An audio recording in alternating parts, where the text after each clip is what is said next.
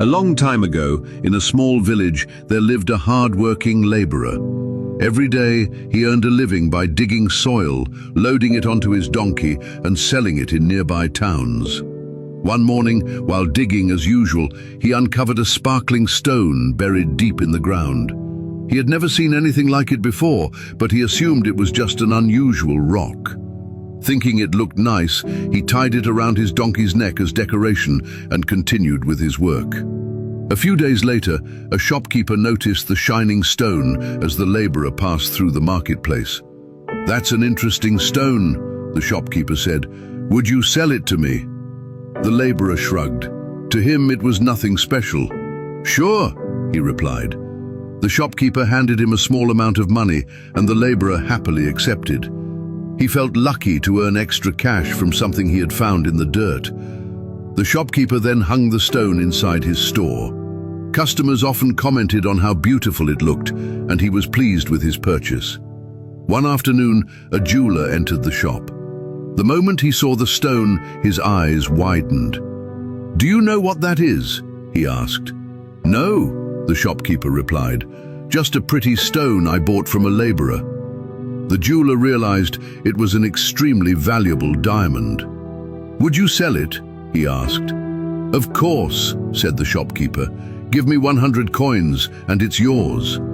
The jeweler frowned. "That's too much. I'll give you 80.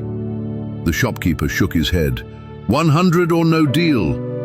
The jeweler believed he could negotiate a better price later. Confident that nobody else knew the diamond's value, he walked away and planned to return the next day. That evening, another jeweler happened to stop in the village. As soon as he saw the stone, he immediately recognized its worth. Without wasting a second, he paid the asking price and bought the diamond. The next day, the first jeweler returned with a smile, expecting to close the deal. But when he looked around, the diamond was gone. "What happened to the stone?" he asked.